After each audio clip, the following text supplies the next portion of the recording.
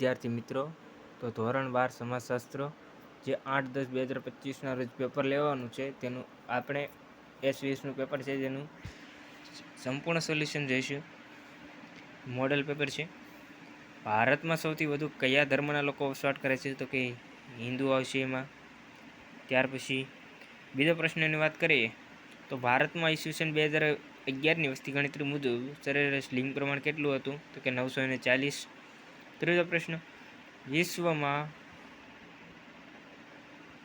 વિશ્વમાં સૌથી મોટું રેલવે નેટવર્ક કયા દેશમાં છે? તો કે ભારત.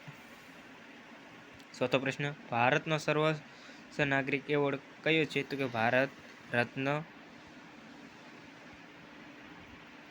ત્યાર પછી પાંચમો, લોક સંસ્કૃતિ પરંપરા કેવી છે? તો કે મૌખિક છે. ત્યાર પછી ગ્રામીણ અર્થવ્યવસ્થા શેના પર આધારિત છે? તો કે કૃષિ ઉપર આધારિત છે. ભારતમાં ધાર્મિક લઘુમતી વસ્તી કેટલા ટકા છે? તો કે 17.17%.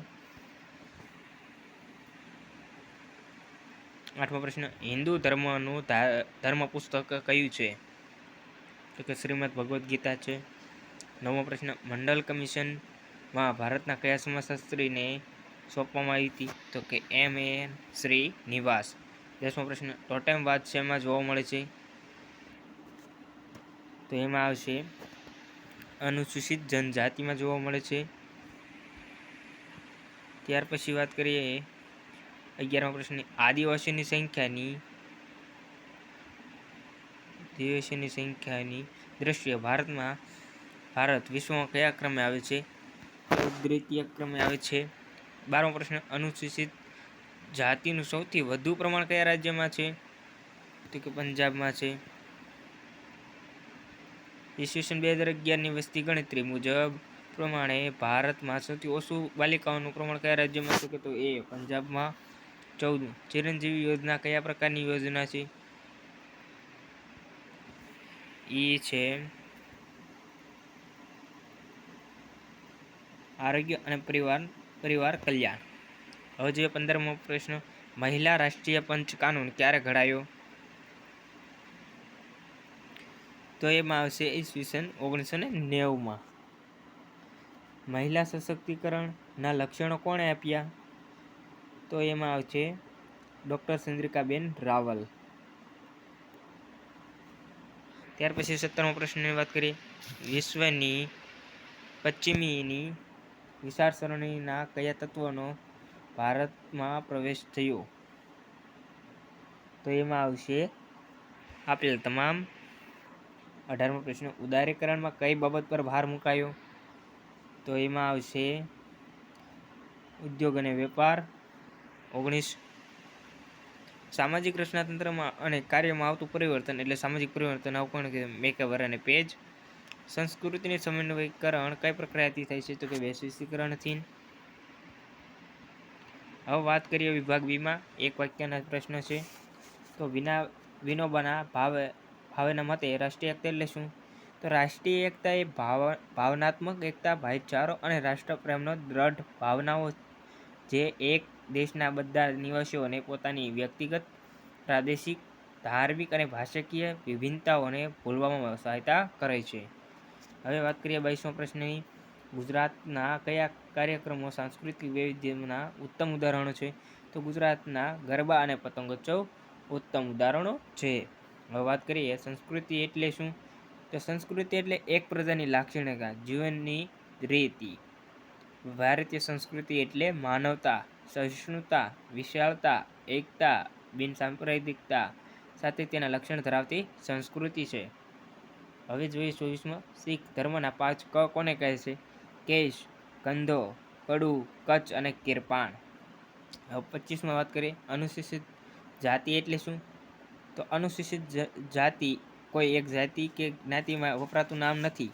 કેટલીક જ્ઞાતિઓ તેમના સામાજિક, આર્થિક અને શૈક્ષણિક પછાતપણાના કારણે એક જૂથમાં ભેગા કરીને જે વર્ગ હેઠળ બનાવીને તે વર્ગને અપાયેલું સમૂહવાચક નામ છે. હવે 26મું, આદિવાસીઓને બંધારણમાં કયા નામે ઓળખવામાં આવે છે? તો કે આદિવાસીને અનુસૂચિત જનજાતિ તરીકે ઓળખવામાં આવે છે.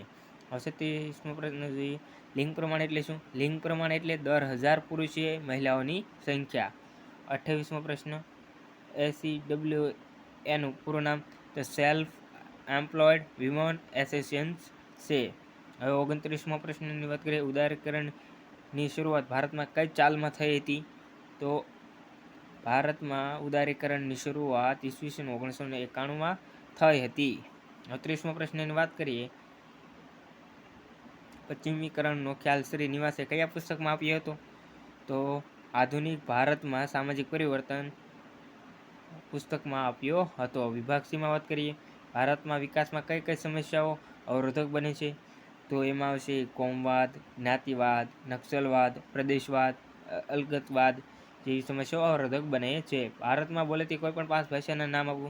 તો ગુજરાતી, હિન્દી, પંજાબી, સંસ્કૃત અને ઉર્દુ. ભારતમાં કઈ કઈ વિવિધતા જોવા મળે છે? 33મો પ્રશ્ન.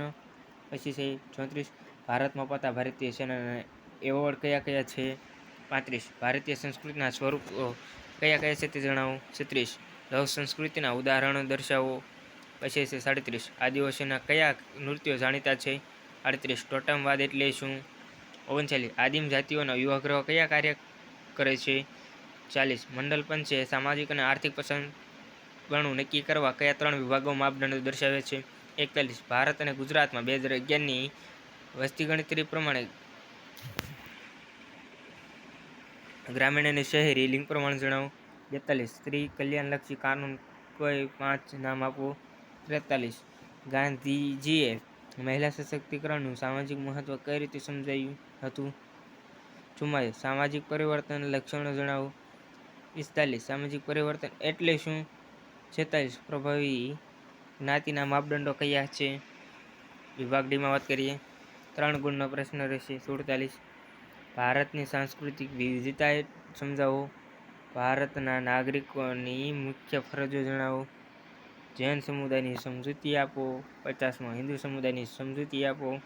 51, પાનપણાના મુખ્ય માપદંડો જણાવો. 52, અનુસૂચિત જનજાતિના વિકાસ માટે સરકારી યોજનાઓની ટૂંકમાં માહિતી આપો.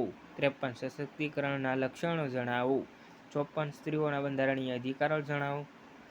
55, સ્ત્રીઓને રક્ષણ પૂરું પાડતા મુખ્ય કાનૂનોની નોંધ લખો. 56, ઉદારીકરણના લાભ જણાવો. હવે વિભાગ ઈની વાત કરીએ, તો એમાં છે મોસ્ટ આઈએમપી પ્રશ્નો કહેવાય જે પૂછાશે. 57, રાષ્ટ્રીય એકતાનો અર્થ સમજાવો, તેના સહાયક પરિબળો સર્ચ કરો. 58, ગ્રામ સમુદાયનો અર્થ અને તેના લક્ષણો જણાવો. 59, શહેર સમુદાયના લક્ષણો સમજાવો. 60, અનુસૂચિત જનજાતિની મુખ્ય લાક્ષણિકતા જણાવો. 61, મહિલા સશક્તિકરણ માટે આર્થિક કાર્યક્રમ જણાવો. 62, સ્ત્રી સશક્તિકરણની વ્યાખ્યા આપી તેનું મહત્વ સમજાવો. 63, સાંસ્કૃતિક પરિવર્તનનો અર્થ આપી તેના લક્ષણો જણાવો. જો આ પેપર તમે કરશો તો તમે પાસ થવાના 100%. આમાંથી જ પેપર પૂછાશે, તો તૈયારી કરી નાખજો. તો આજનો વિડીયો આટલો જ. જય હિન્દ.